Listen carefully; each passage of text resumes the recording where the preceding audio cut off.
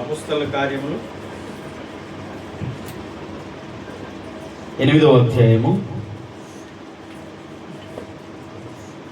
22, 23, 24 వచనాలు చదువుకుందాం. మరి మనము గడిచిన దినాల్లో కొన్ని వారాలుగా ఈ అధ్యాయంలో ఉండి కొన్ని విషయాలు నేర్చుకుంటున్నాం.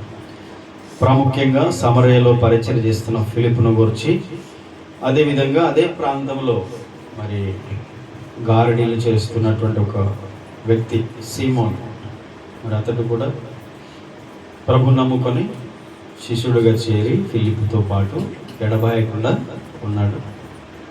అతని జీవితంలోంచి కొన్ని పాఠాలు సంఘముగా ఈరోజు దేవుని బిడ్డలుగా మన జీవితానికి అవసరమయ్యే కొన్ని హెచ్చరికలు కూడా మనం నేర్చుకుంటున్నాం. ఓకే, 22వ వచనం చూద్దాం. కాబట్టి ఈ చెడుతనమును మానుకొని మారు మనస్సు నొంది ప్రభువును వేడుకొనుము. ఒకవేళ నీ హృదయాలోచన క్షమింపబడవచ్చును. చాలా ఓకే. తర్వాత 23, 24 వచనాలతో మనము ఈరోజు ఈ సీమోను గురించినటువంటి ఈ ప్రస్తావన మనం ముగించుకుంటాం. ఈ వచనంతో ఆయన గురించి క్లోజ్ అవుతుంది అనమాట. ఓకే, మరి ఈ 3 వచనాల నుంచి మనం కొన్ని విషయాలు లోతుగా నేర్చుకోవాలి ఈరోజు. కాబట్టి ఈ నీ చెడుతనము మానుకొని మారు మనస్సు నుండి ప్రభువును వేడుకొనుము. ఒకవేళ నీ హృదయ ఆలోచన క్షమింపబడవచ్చును. మొదటిది ఏంటంటే నీ చెడుతనము మానుకో. రెండవది మారు మనస్సు పొందు. మూడవది ప్రభువుని వేడుకో. నాలుగవది అప్పుడు నీ హృదయ ఆలోచన క్షమింపబడవచ్చు. 4 విషయాలు ఉన్నాయి ఈ వచనంలోనే. ఇంతకీ ఈ మాట ఈ దైవజనుడు ఈ సీమోనుతో, అనగా పేతురు ఈ సీమోనుతో చెప్తున్న ఈ మాట, నీ చెడుతనము మానుకో. ఏం చెడుతనం చేశాడు? తన తనువులో ఏం చెడు ఉంది? చెడుతనము అంటే తన తనువులోనే, తన స్వభావంలోనే, తన వ్యక్తిత్వంలోనే ఒక చెడుతనం అనేది ఉంది లోపల. అంటే బయటికి కనిపించదు కానీ దేవునికి తెలుస్తుంది. ఆ తర్వాత దేవుని ఆత్మ ద్వారా విషయాలు బయలుపరచబడుతుంటాయి. సాధారణంగా ఒక మనిషి స్వభావము అంత ఈజీగా అర్థం కాదు, కానీ దేవుడు బయలుపరుస్తూ ఉంటాడు. కొన్నిసార్లు క్రియల రూపంలో అవి తెలుస్తూ ఉంటాయి. సరే, ఇంతకీ సీమోను గురించి ఏంటా? అతని తనంలో ఉన్న చెడుతనం ఏంటి, చెడ్డ గుణం ఏంటి, తన గుణంలో చెడ్డ గుణం ఏంటి అంటే, అతడు 9వ వచనం మీరు ఒక్కసారి చదువుతారా? మనం ముందుకు వెళ్తే అదే అధ్యాయం 9వ వచనంలో, లోగడ పట్టణములో గారడి చేయిచు తానెవడో ఒక గొప్పవాడనని చెప్పుకొనొచ్చు. ఇది అన్నమాట. ఇంకా 2-3 ఉన్నాయి. ఒకటి ఫస్ట్ది ఏంటంటే నీ చెడుతనం మానుకో అన్నాడంటే, అసలు ఏంటి ఆ చెడుతనం ఏంటంటే గొప్పలు చెప్పుకునేవాడు. ఎప్పుడైనా తన గురించి తాను గొప్పగా చెప్పుకోవడం అనేది, లోక విషయాలు పక్కన పెట్టండి, పొలిటికల్స్ కానీ, లీడర్స్ కానీ, రాజకీయంలో ఉన్న లేకపోతే లోక సంబంధమైన విధానంలో ఉన్న వ్యక్తులు వాళ్ళ గురించి వాళ్ళు చెప్పుకుంటారు. అది దేవుని దృష్టికి హేయమైనది. ఎందుకంటే అంత్య దినాల్లో మనుషులంట దేవుని కంటే ఎక్కువ సుఖానుభవం అనుభవించేవారు. అంటే దేవుణ్ణి మించి వాళ్ళు ఊహించుకుంటూ ఉంటారు. ఓకే, అసలు దేవుణ్ణే లేడు అనే దేవుడిని నమ్మని బుద్ధిహీనుడు కూడా అంతే అనుకుంటాడు. ఐఎమ్ గాడ్ అంటాడు, నేనే దేవుణ్ణి అంటాడు, నేనే సృష్టికర్త, నేను దీన్ని కనుగొన్నాను, దీన్ని కనిపెట్టాను కాబట్టి నేనే అనుకుంటాను. కానీ దేవునికి వ్యతిరేకమైన ఆలోచన అది. సరే, దేవుని నమ్మిన వారి జీవితంలో ఇది ఉండడం చాలా పాపం. అందుకనే ఫిలిప్పీ పత్రికలో యేసు ప్రభు గురించి చెప్పిన మాట 2వ అధ్యాయం 5 నుండి చదివితే, ప్రభు అంట తండ్రితో కూడా ఉండుట గొప్ప భాగ్యం అని ఎంచుకోలేదు, తనను తాను విడిచిపెట్టి, అంటే ఆ స్థలాన్ని, ఆ స్థానాన్ని, ఆ మహిమనంతటిని వదులుకొని తగ్గించుకొని దాసుని స్వరూపం ధరించి మనుషుని పోలికగా పుట్టాడు. అంటే తను తాను రిక్తునిగా చేసుకున్నాడు. అంటే అంత ఉన్నత స్థానంలో ఉన్న దేవుడు తను తాను తగ్గించుకొని మన స్థానానికి దిగి వచ్చాడు. అంటే ఇప్పుడు దేవుని యొక్క బిడ్డల జీవితంలో, విధానంలో కూడా ఉండాల్సిన లక్షణంలో ఇదే. అంటే మనల్ని ఎప్పుడు హెచ్చించుకోవడం కంటే దేవుణ్ణి గణపరచడం హెచ్చించడం. ఉదాహరణకు బాప్తిస్మ ఇచ్చే యోహాను ఉన్నాడు. ఆయన అంటాడు, నేను తగ్గవలసి ఉన్నది, ఆయన హెచ్చవలసి ఉన్నది. ఎప్పుడైనా మన జీవితంలో అది చాలా ప్రాముఖ్యం.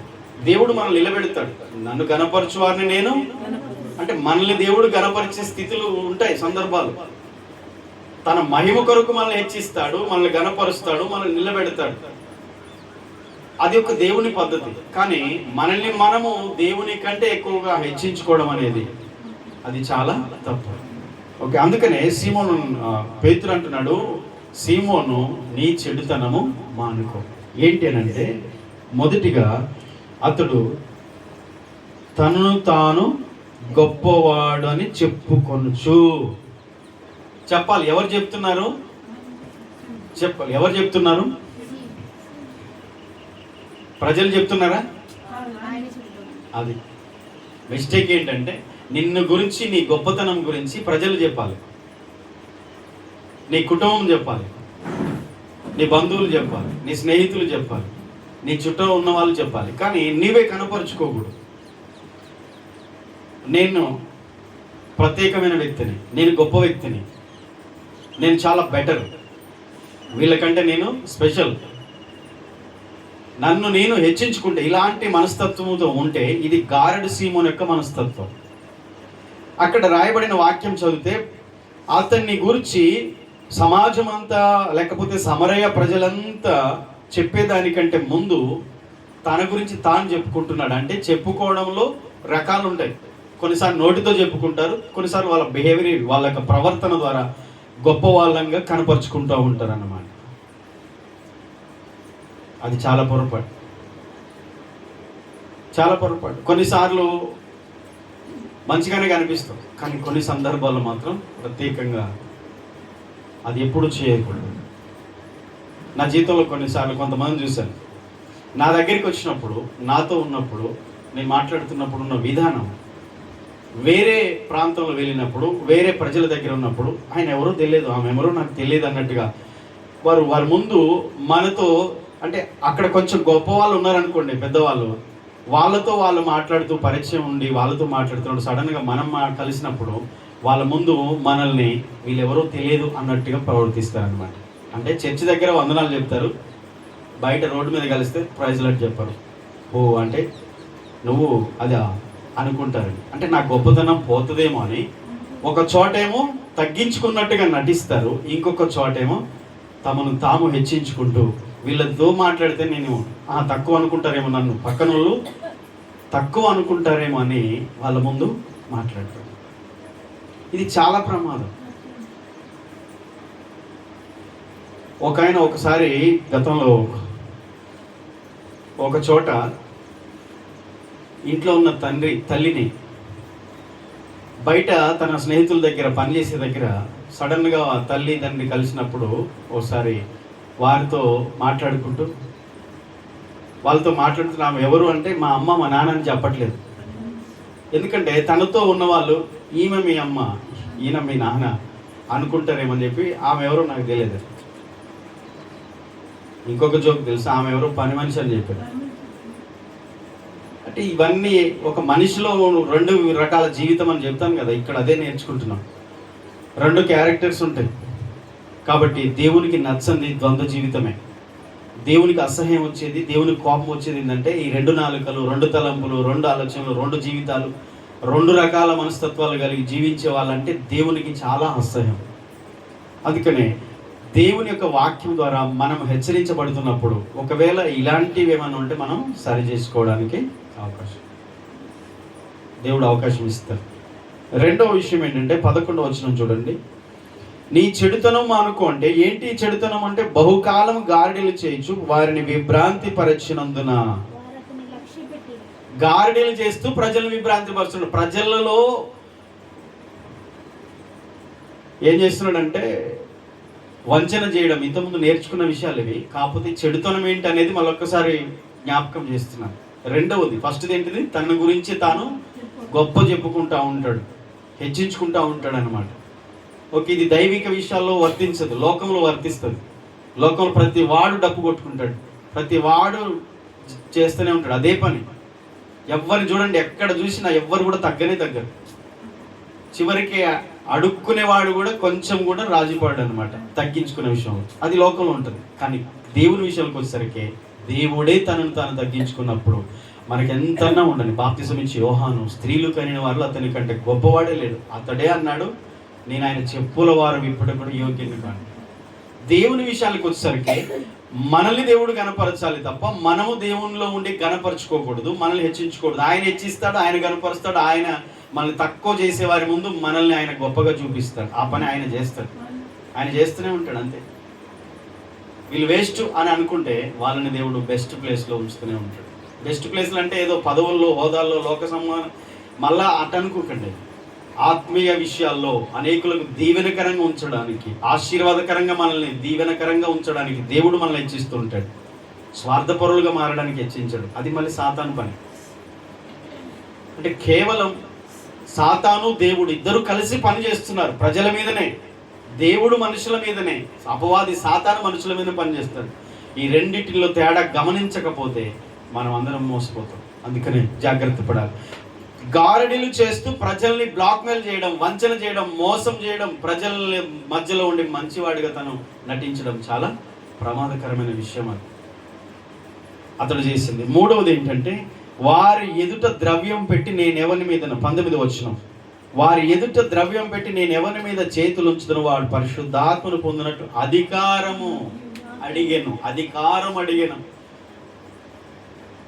ఇది సాతాను సంబంధమైనది. శరీరాశ, నేత్రాశ, జీవపు డంబం. గారడి సీమలో ఉన్న చెడుతనం మూడోదేంటి తెలుసా? పెత్తనం చేయాలి, అధికారం చేయాలి, ఎప్పుడు బాస్గా ఉండాలి, లీడర్గా ఉండాలి. దేవుడు ఉంచుతాడు, కానీ ఆ క్వాలిటీస్ ఉండాలిగా.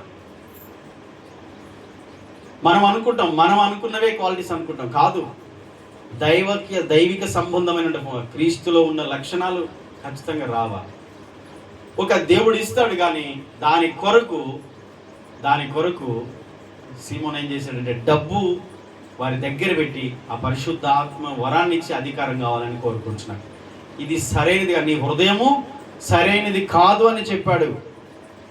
21వ వచనం, నీ హృదయం దేవుని ఎదుట సరైనది కాదు అని చెప్పాడు. స్పష్టంగా చెప్పాడు, నీ హృదయం సరిగా లేదు. మార్పు పొందకుండానే ఇవి చేయాలనుకుంటున్నావు, ఇవి కావాలనుకుంటున్నావు, ఇవి కోరుకుంటున్నావు. గర్వం బోలే, అహంకారం బోలే, పొగరుబోతనం బోలే, తల పొగరు బోలే,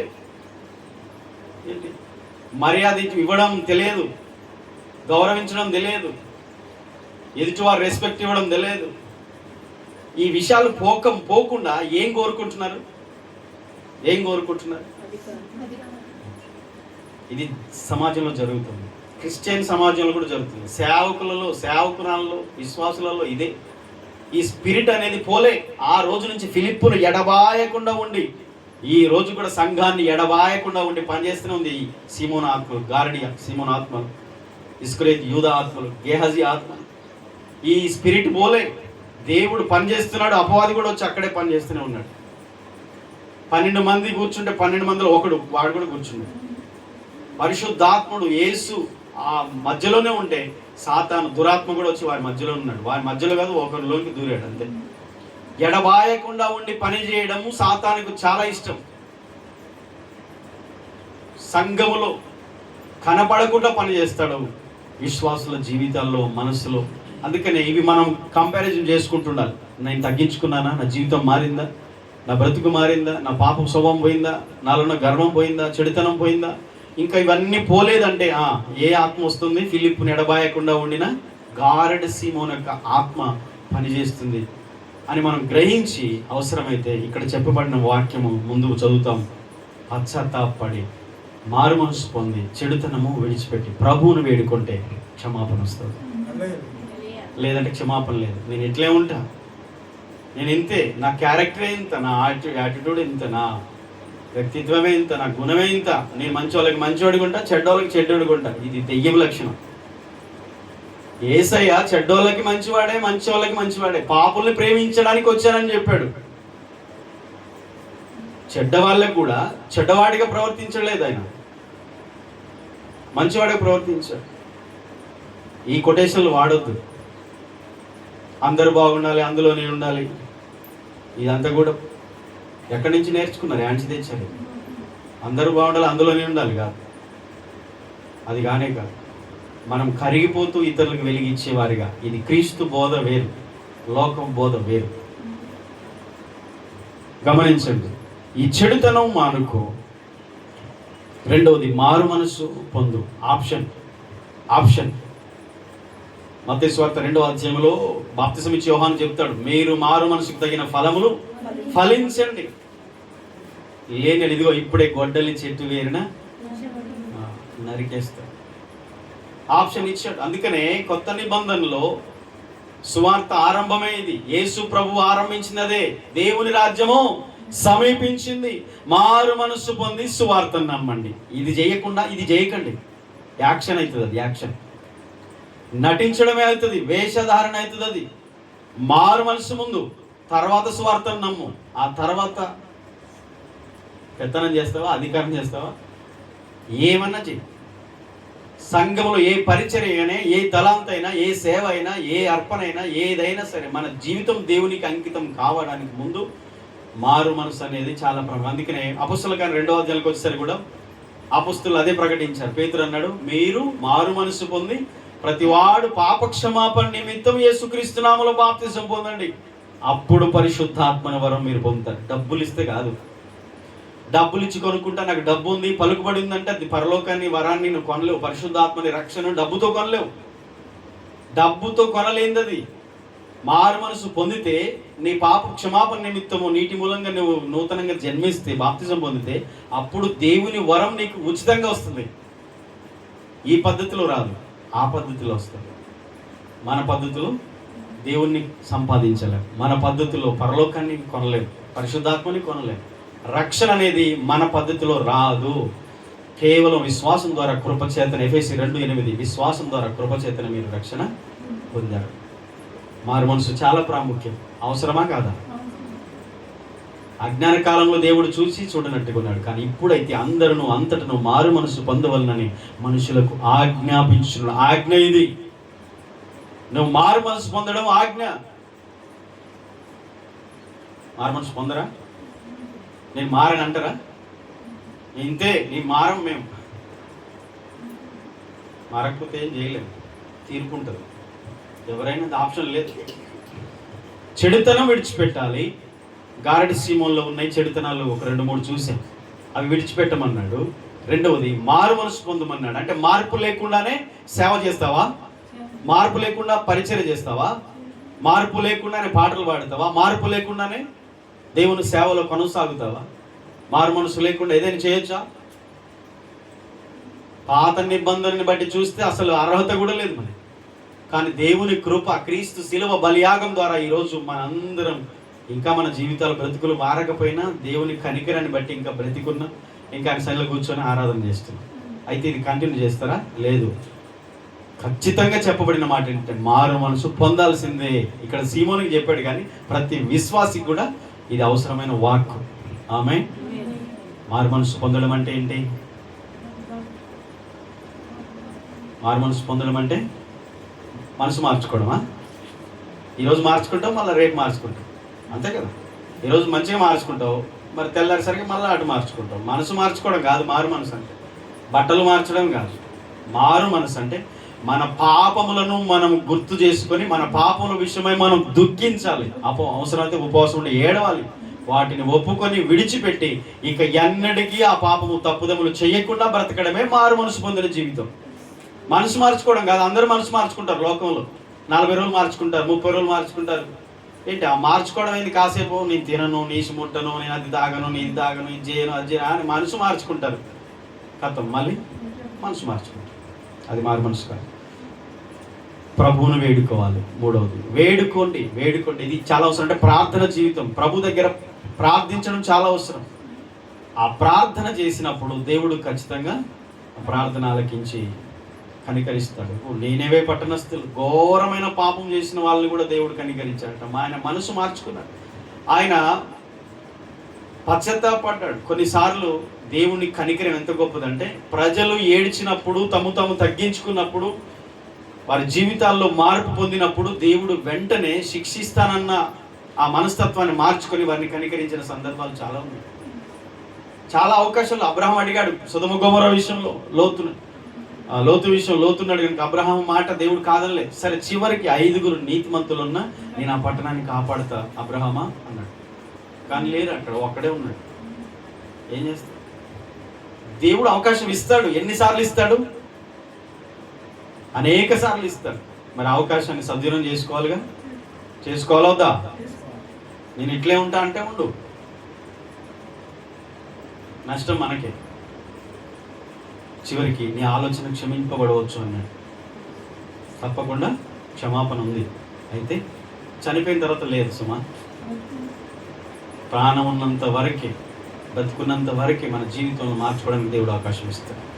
ఇది మనందరికీ కూడా దేవుడు ఇచ్చే ఉదయకాలంలో ఒక హెచ్చరిక. 23వ వచనం చూడండి. నీవు ఘోర దుష్టత్వంలో ఉన్నావు, దుర్నీతి బంధకులు ఉన్నట్టు నాకు కనబడుచున్నదని చెప్పాడు. చెడుతనం మానుకో, మారు మనసు పొందు, ప్రభువును వేడుకో, నిన్ను క్షమిస్తాడు. నీ ఆలోచన క్షమించబడచ్చు. ఎందుకంటే నీ ఆలోచన సరైనది కాదు, తప్పుడు ఆలోచనలు ఉన్నావు. ఇంకా అన్నాడు, నీవు ఘోరమైన దుష్టత్వంలో ఉన్నావు, అంటే చేదైన పైత్యంలో ఉన్నావు. రెండవది, దుర్నీతి బంధకాల్లో ఉన్నావు. ఇక్కడ చెప్తాను, గమనించండి. ఘోర దుష్టత్వం అంటే చేదైన పైత్యం అనే అర్థం. దాంట్లో ఏంటి? ఇతడు ఘోర దుష్టత్వంలో ఉన్నాడు, చేదైన పైత్యంలో ఉన్నాడు, పైత్యంతో నిండిపోయాడు. వాళ్ళంతా చేదు విషయం. పైత్యం ముదిరిపోతుంది, తలకెక్కుతుంది. పైత్యం తల తిరుగుతూ ఉంటుంది. ఏం చేస్తారో అర్థం కాదు. ఇక్కడ చేదైన పైత్యం నిండింది. ఒకసారి హెబ్రీ పత్రిక చూడండి, రిఫరెన్స్ 12:15లో. ఎవరైనా తీసిన త్వరగా చదవండి. హెబ్రీ 12:15 మీలో ఎవడైనా దేవుని కృపను పొందకుండా తప్పిపోనేమో అనియు, చేదైన వేరు ఏదైనా మొలిచి కలవరపరచడం వలన అనేకులు అపవిత్రులై పోదురేమో అనియు. చాలు, ఒక్కసారి ఆలోచించండి. చేదైన వేరు ఎవరిలోనైనా ఉంటే అపవిత్రులైపోతారు, వాళ్ళు భ్రష్టులైతారు. ఒక విశ్వాసి జీవితంలో ఈ చేదైన పైత్యం ఉండకూడదు. ఒకవేళ అది వేరు స్టార్ట్ అయిందా, జాగ్రత్త పడండి, చూసుకొని దాన్ని పీకేయండి, వేర్లతో సహా తీసేయండి. వేరును తొలగించకపోతే అది చెట్టు అయి ఫలాలను ఇస్తుంది. అది చేదు ఫలాలు. జీవితాలు నాశనం అవుతాయి, కుటుంబాలు నాశనం అవుతాయి. ఇది కేవలం భౌతికంగానే కాదండి, మన ఆత్మ నిత్య నాశనంకి వెళ్ళిపోతుంది. పరలోకంలో ఉండాల్సిన స్థితిని కోల్పోయే పరిస్థితి వస్తుంది. ఇది అహంకారంతో నిండినప్పుడు. అహంకారం రావడానికి రీజన్ చాలా ఉంటాయి. డబ్బు, పదవి, అధికారం, హోదా, గొప్పతనం, ప్రతిష్టతలు, పేరు, కీర్తి, తలాంతులు, వరాలు, ఏవైనా కావచ్చు. ఒక వ్యక్తిలో అహంకారము, గర్వము, పొగరు నింపబడడానికి రీజన్ చాలా ఉంటాయి. క్రిస్టియన్స్లో కూడా ఇలాంటి చాలా మంది ఉంటారండి. కొంతమంది క్రైస్తవులు తెలుసు, వాళ్ళు కొంతమంది విశ్వాసాలను చిన్న చూపు చూస్తారు. నీళ్లు కూడా ఇవ్వరు, ఇంట్లోకి అడుగు కూడా పెట్టినవారు. క్రైస్తవులే, వాళ్ళు ప్రార్థన చేస్తారు. ఏం ప్రార్థన చేస్తారో నాకు తెలియదు, క్రీస్తు మనసు ఉండదు. కొంతమంది బీద విశ్వాసుల్ని తక్కువగా చూస్తూ ఉంటారు, చిన్న చూపు చూస్తుంటారు, అసలు లెక్కే చేయరనమాట. ఓకే, ఎంప్లాయీస్, డబ్బు, హోదా, అన్ని ఉద్యోగాల్లో ఉండి చాలా ఉంటాయి. దేవుడి ఆశీర్వదించాడు, కానీ ఆశీర్వదిస్తే అహంకారం వస్తుందా? రాకూడదు కదా. ఐశ్వర్యాన్ని, సమస్తాన్ని వదులుకొని ధనవంతుడైన క్రీస్తు దరిద్రుడిగా మన కొరకు ఈ లోకానికి వస్తే మనల్ని ధనవంతులుగా చేయడానికి, మరి ధనవంతులు అయిపోగానే ఎదుటివాడిని తక్కువ చూస్తారంటే తప్పు కదా. చేదైన పైత్యం, చేదైన వేరు మొలవడానికి కారణాలు ఏదైనా కావచ్చు. అది పాపానికి దారి తీస్తుంది, ఆ పాపము నాశనానికి దారి తీస్తుంది. దేవుని బిడ్డలు, ఇవి ఎలా ఉంటాయంటే ఈరోజు వినడానికి చాలా కష్టంగా ఉంటాయి, కానీ ఇవి వాస్తవాలు. మనము ఇక్కడ కొంచెం సరి చేసుకుంటే జాగ్రత్త పడతాం. చచ్చేంత వరకు కూడా మన హృదయంలో ఉన్న ప్రతి దాన్ని పరీక్షించుకుంటే ఎప్పటికప్పుడు దేవునితో సమాధాన పడి దేవునితో మనం నడుస్తాం. మన జీవితము దీవెనకరంగా ఉంటుంది.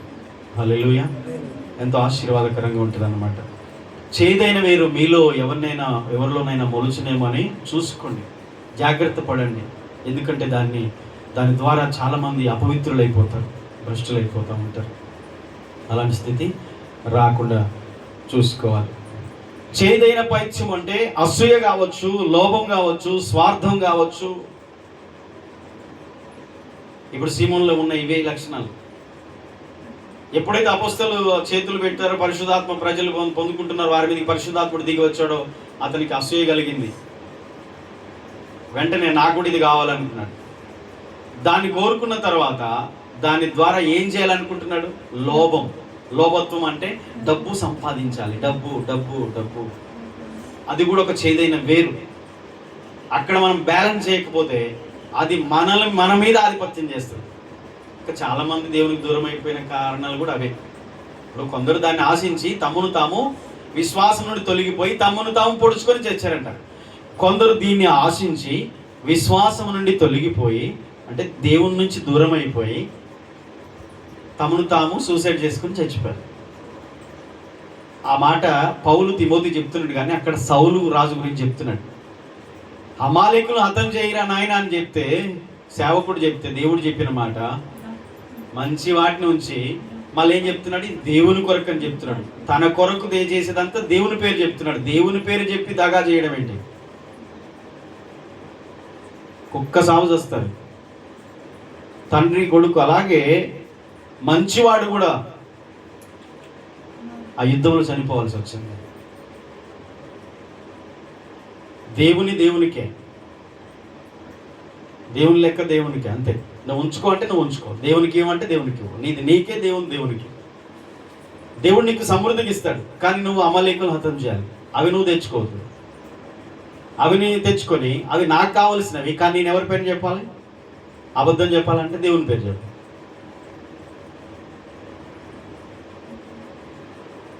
అది ఎక్కడో మోలుస్తుంది, చేదైన వేరు. ఓకే, అది మనం జాగ్రత్త పడొద్దు, దాన్ని తుంచేయాలి, తీసివేయాలి, అవసరం లేదు. దాని ద్వారా మనం పవిత్రులు అవుతామా? పరలోక వారసులు అవుతామంటే కాము, అపవిత్రులు అయిపోతాం, భ్రష్టులు అయిపోతాం. సీమోన్లో అసూయ, రెండవది లోభం, స్వార్థం నిండింది. స్వార్థం, దాని ద్వారా తన గురించి, బెనిఫిట్స్ గురించి ఆలోచించుకున్నాడు. అయితే ఇది సేవలో నడవదు, దేవుని సేవలో ఇది నడవదు, ఇది చేయకూడదు. ఒక పాస్టర్ అయినా, ఒక విశ్వాస అయినా ఇవి చేయకూడదు. ఈరోజు సమాజంలో చెడ్డ పేరు ఎందుకు వస్తుంది క్రైస్తవులకు? చాలా మంది మీద ఇదే చెడు అభిప్రాయము ప్రజల్లో కలిగింది. అది తెచ్చుకునేది ఎవరు? విశ్వాసులు, సేవకులు తెచ్చుకుంటున్నారు. ఇవి పొరపాటు చేయకూడదు. గారెడి సీమోను కూడా పాస్టరే కదా, ఒక పరిచారకుడేగా. ఫిలిప్ అనే పాస్టర్ గారితో ఉన్నాడుగా, ఒక విశ్వాసేగా, కాబోయే సేవకుడేగా. తప్పు, చేదైన పైత్యము, ఘోర దుష్టత్వాలను పేతురు గద్దిస్తున్నాడు. రెండవ మాట, దుర్నీతి బంధకాల్లో ఉన్నట్టు నాకు కనబడుతుంది. సీమోను, నువ్వు దుర్నీతి బంధకాల్లో ఉన్నావు. దుర్నీతి బంధకాలు అంటే పాప బంధకాలు.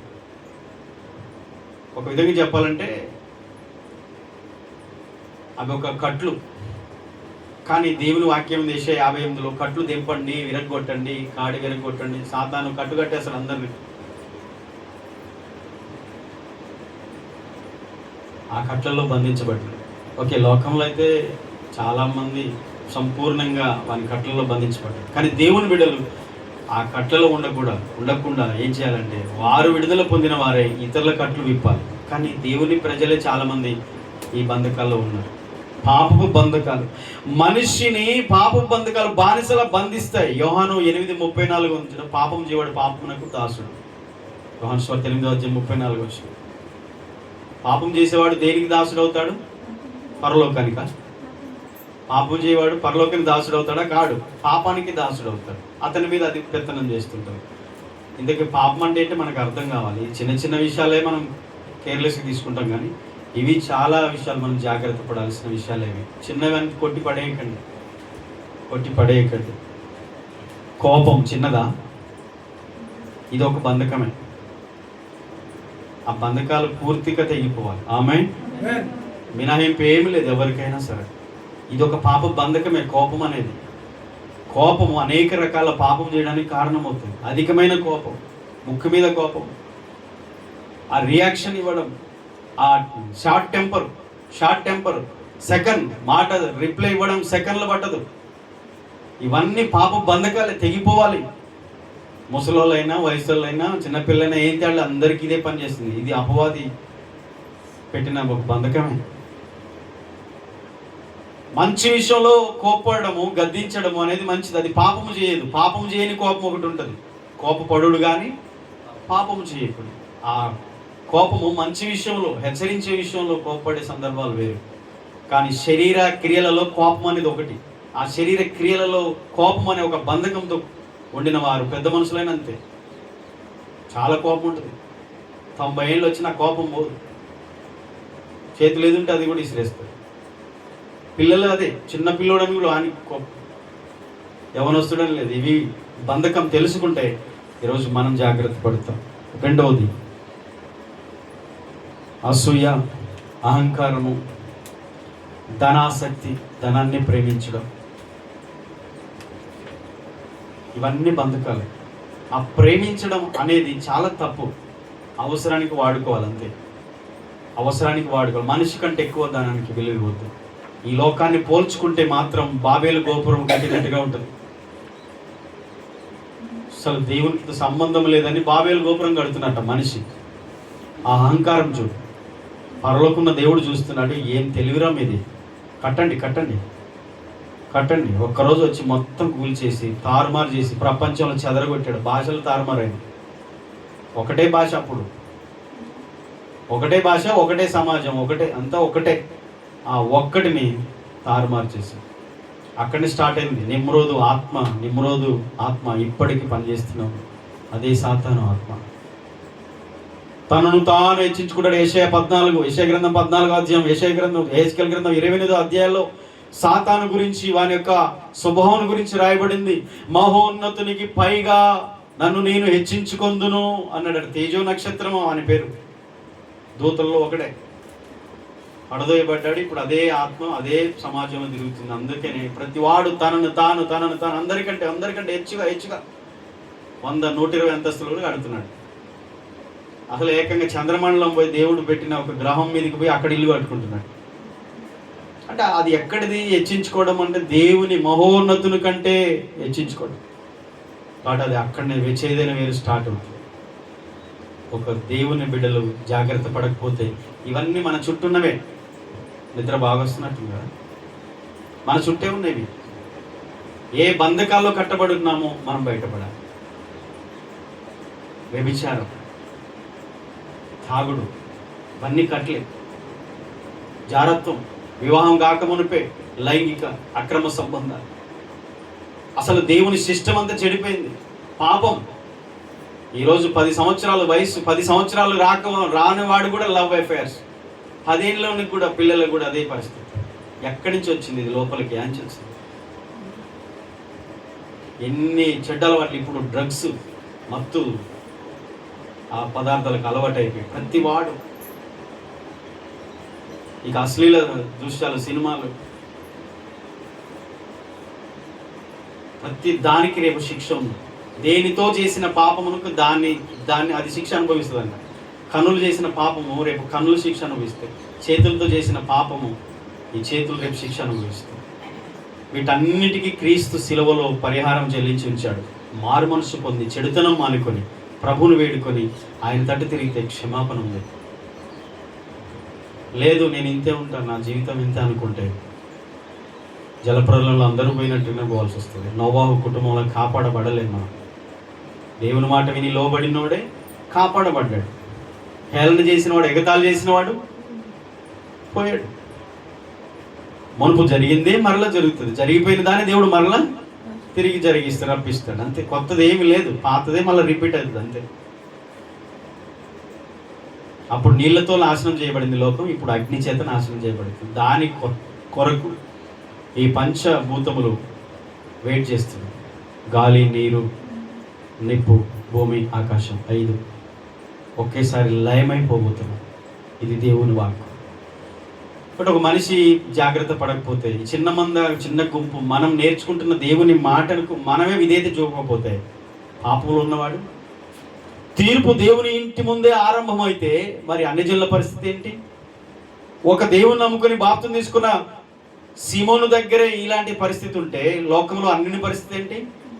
దేవుని నమ్ముకున్న నీ దగ్గరే ఇలాంటి స్థితి ఉంటే బయట ఉన్న పరిస్థితి ఏంటి? లోకానికి వెలుగు సంఘమే కదా. మీరు లోకానికి ఉప్పై ఉన్నారు, లోకానికి వెలుగై ఉన్నారు. ఏంటి? అన్ని జనులు మీ సత్క్రియలు చూసి నన్ను మహిమపరచాలి, పరలోకపు తండ్రిని మహిమపరచాలి. కాబట్టి మీ వెలుగు ప్రకాశింపనీయండి అంటే నీ పాపంలో చీకట్లో ఉండి నీకు వెలుగు ఎట్టిస్తావు లోకానికి? మాదిరేది చెడ్డ మాదిరి చూపిస్తున్నావా? కనీసం ఒక అన్యుడికి మాదిరేది? నిన్ను చూసి దేవుని దగ్గర రావాలి కదా, నీ జీవితాన్ని చూసి ప్రభువుని నమ్ముకోవాలి కదా. ఒక వ్యక్తి నీ మీద ఎన్ని చెడ్డ ఆరోపణలు, నీ గురించి ఎందుకు ఆలోచిస్తున్నారు? ఇది జనరల్గా ఆలోచించాల్సిన విషయం. అవునా, అబద్ధాలే మాటలేస్తే ఆమె అయితే దేవుని నమ్ముకుంది కానీ పచ్చి అబద్ధాలు, దేవుని నమ్ముకునేది కానీ పచ్చి బూతులు. వీళ్ళు మాట్లాడితే నోరు తెరిసే బూతులే, చర్చిలో పాటలు, ఇంట్లో బూతులు. హల్లెలూయా, స్తోత్రం స్తోత్రం అన్న నోటితో ఏం మాట్లాడుతున్నాం? తర్వాత ఏం మాట్లాడుతున్నాం? ఎవరు చెప్తారు? బయట వాళ్ళు చెప్తారా? దేవుడే మనల్ని గద్దిస్తే హెచ్చరిస్తున్నాడు ప్రేమతో. మొన్ననే గుడ్ ఫ్రైడే ఆరాధన చేసాం, సిలువేసాం, మళ్ళీ లేపాం. ప్రతి సంవత్సరం ఇదే పని, మళ్ళీ సిలువేస్తామా ఆయన్ని? మన జీవితం ద్వారా మళ్ళీ సిలువేస్తాం, వెయ్యకూడదు. కాబట్టి ఈ సీమోన్ యొక్క చాప్టర్ అయిపోతుంది.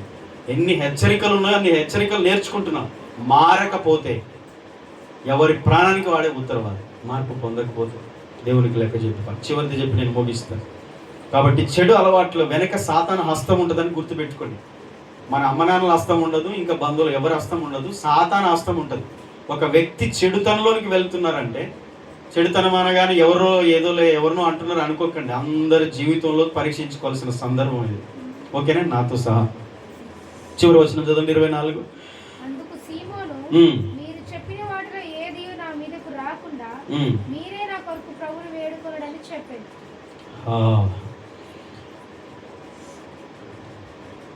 ఇంత చెప్పినా సంపూర్ణంగా మాత్రం లోపడలే. సరే, నా జీవితం సరిగలేదు అంటున్నావుగా అయ్యగారు, నువ్వే ప్రార్థన చేయి నా కోసం. వీళ్ళు బాగుపడతారా? ఇట్లాంటి వాళ్ళు బాగుపడతారా? నువ్వు ప్రార్థన చేసుకో, నువ్వు ఉపవాసం ఉండవు, నువ్వు కన్నీరు విడవవు, నువ్వు మారమనసు పొందవు, నీ చెడుతనం మానుకోవు. సందర్భం చెప్తున్నాను, సీమోన్ని ఉద్దేశించి మాట్లాడేది సందర్భం. సీమోన్ని మనం ముందు ఉంచి మనం నేర్చుకుంటున్నాం, మన జీవితానికి అప్లై చేసుకుంటున్నాం. నీకు మాత్రం ఏ బాధ లేదు కానీ నీ కోసం పేతురు గారు ప్రార్థన చేయాల. సీమోను అంటున్నాడు, పేతురు అయ్యగారు నా కోసం ప్రార్థన చేయండి. మీరు చెప్పిన వాటిలో ఏది నా మీదకి రాకుండా, మళ్ళీ పిరికోడు ఎంత భయం ఉందో చూడు. మళ్ళీ నా మీదకి రావద్దు భయం. అమ్మో నువ్వు ఇప్పుడు చెప్పేవే ఇవన్నీ నా మీదకి రాకుండా నువ్వే నన్ను, నా గురించి ప్రభుని వేడుకో. నువ్వు ప్రభుని వేడుకోమని ఈయన బోధ చేశాడు, కానీ రివర్స్గా ఆయన ఈయనకు బోధ చేస్తున్నాడు, నువ్వు వేడుకో నా గురించి. అమ్మా ప్రార్థన చేయంటే నువ్వే ప్రార్థన చేయ నా కోసం.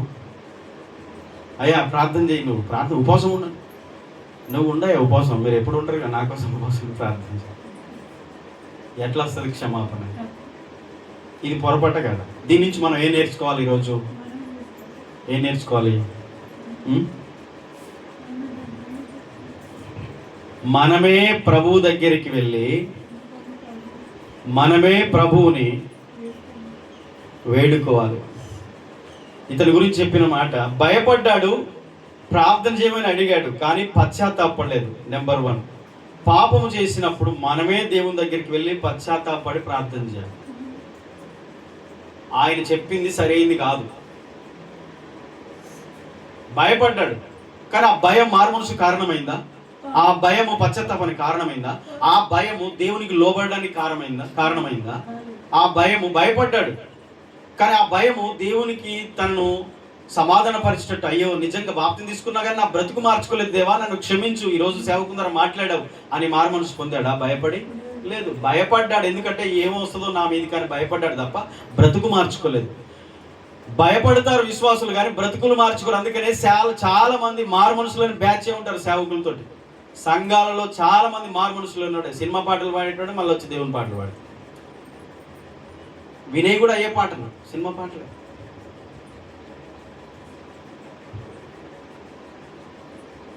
ప్రమాదం కదా.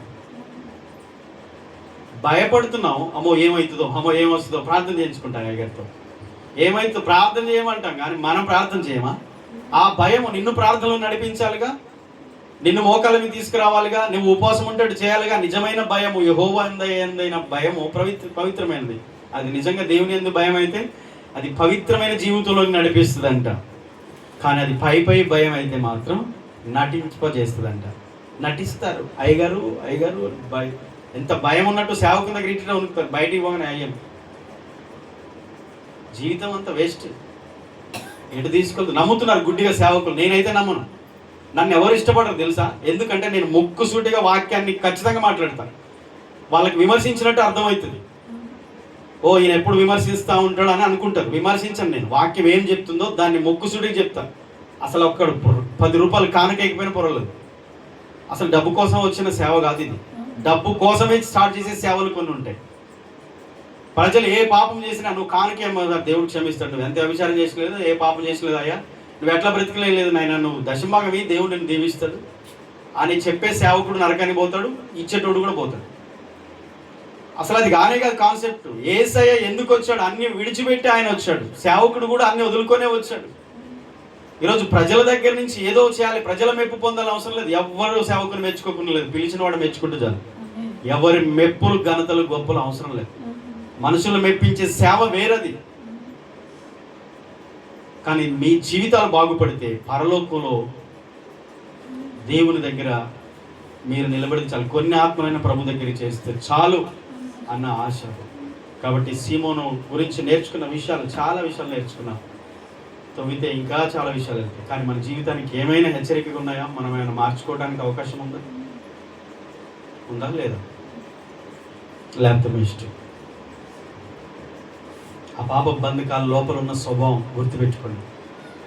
బయట తెగిపోతాయి కానీ లోపల తెగిపో. లోపల నడుస్తూనే ఉంటుంది ఆ పాపం. పైకి మాత్రం మంచి వాళ్ళు కనిపిస్తారు కానీ లోపల స్వభావంలో ఉంటాయి. అవి తెగిపోవాలి. అది ఏ రోజైనా మరలా ఆ ఆలోచనలోనికి నడిపించి, ఒక ఆలోచన, ఒక చిన్న ఆలోచన, తప్పుడు ఆలోచన, ఆ చిన్న చూపు, చిన్న ఆలోచన, చిన్న తలంపు అలవాటుగా మారుతుంది. ఆ అలవాటు మనం దాన్ని ఆఫ్ చేయకపోతే, అలవాటుని మనం బ్రేక్ చేయకపోతే ఆ అలవాటు ఆచరణగా మారుతుంది. చూస్తాం, ఆ తర్వాత దాన్ని ప్రాక్టికల్గా చేస్తాం. ఆ పాపంలో పడిపోతూ ఉంటారు. అది ఏదైనా కావచ్చు. అలాంటి పాప బంధకాలు ఉండకుండా జాగ్రత్త పడదాం. గారుడు సీమోను గురించి ఎన్నో విషయాలు, హెచ్చరికలు తీసుకున్నాం. ఒకవేళ ఏదైనా చిన్న మిస్టేక్ ఉంటే ఈరోజు దేవుడు చెప్పిన అవకాశం. పేతురు చెప్పాడుగా, చెడుతనము